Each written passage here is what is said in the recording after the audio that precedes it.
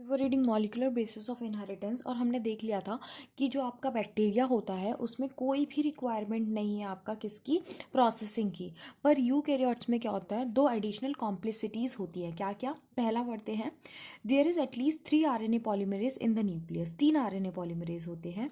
In addition to RNA polymerase found in the organelles, there is a clear cut division of labour. The RNA polymerase 1 क्या करता है, वो rRNA बनाता है और 20 आर एन ए बनाता है, 18 बनाता है और 5.8 बनाता है।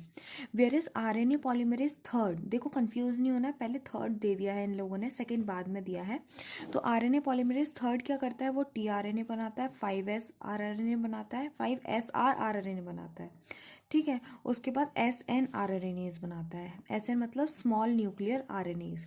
The R N A polymerase second क्या करता है, वो हेट्रोजीनस न्यूक्लियर आरएनए बनाता है। ठीक है, ट्रांसक्राइब प्रिकर्सर ऑफ mRNA। ठीक है, प्रिकर्सर मतलब HNRNA।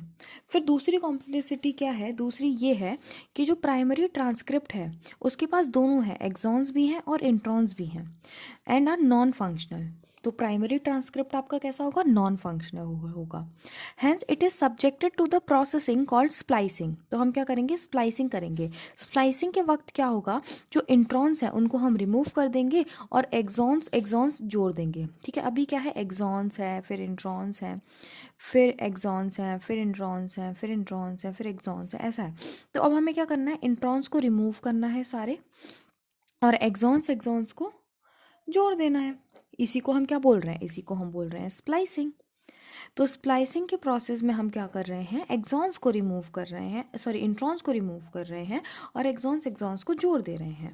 ठीक है, तो बोल रहे हैं जो HNRNA है अंडरगोज एडिशनल प्रोसेसिंग। फिर उसके बाद क्या होता है, कैपिंग करते हैं और टेलिंग करते हैं।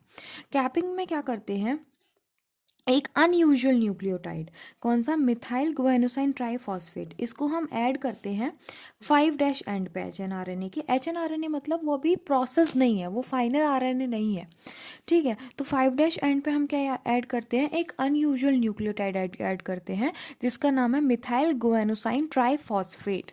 ठीक है, और टेलिंग के वक्त क्या करते हैं, एडिनाइलेट रेसिड्यू 200 से 300 इनको ऐड करते हैं at 3' end in the template independent manner.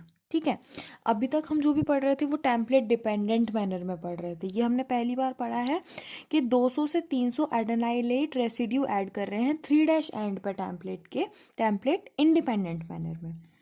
फिर बन जाता है आपका fully processed HNRNA। Fully processed HNRNA को क्या बोलते हैं, हम mRNA बोलते हैं।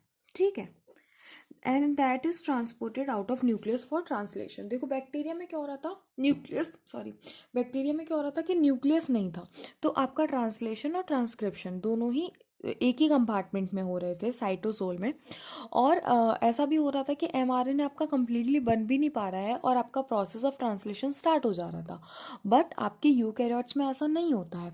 यूकैरियोट्स में क्या होता है, आपका जब कंप्लीटली mRNA बन जाता है उसके बाद हम उसको न्यूक्लियस से बाहर भेजते हैं for the process of translation. The significance of such complexities is how now begin to understood. देखो अब इतनी सारी कॉम्प्लेक्सिटीज हैं, ठीक है, अब हम थोड़े से एडवांस हैं, तो कॉम्प्लेक्स हैं हम थोड़े से, तो उस कॉम्प्लेक्स के आपके पास कुछ एडवांटेजेस भी हैं, उसका कुछ सिग्निफिकेंस भी है। तो बोल रहे हैं जो स्प्लिट जीन अरेंजमेंट है, ठीक है, is probably an ancient feature of genome, ये आपका पुराना एंशिएंट फीचर है जीनोम का। The presence of intron is a reminiscent of antiquity and the process of splicing represent the dominance of RNA world. देखो एक लाइन सिंपली याद रखो, ज़्यादा मत घुसो इस चीज़ में, इतना याद रखो कि स्प्लाइसिंग की प्रोसेस जो है वो रिप्रेजेंट करती है डोमिनेंस ऑफ RNA वर्ल्ड को, बस। ठीक है, और स्प्लिट जीन अरेंजमेंट जो है वो क्या है, एक प्रॉबेबली एक एंशिएंट फीचर है जीनोम का, पहले का फ्यूचर है ये कोई जीनोम का। ठीक है, आर्की बैक्टीरियाज में होता था, ऐसा कुछ था। ठीक है, पर इतना घुसने की ज़रूरत नहीं है इस चीज़ में। उसके बाद बोल रहे हैं in recent times the understanding of RNA and RNA dependent processes in the living system has assumed more importance. तो अभी RNA और RNA डिपेंडेंस जो प्रोसेस है लिविंग सिस्टम में, हम उनको ज़्यादा इंपॉर्टेंस दे रहे हैं।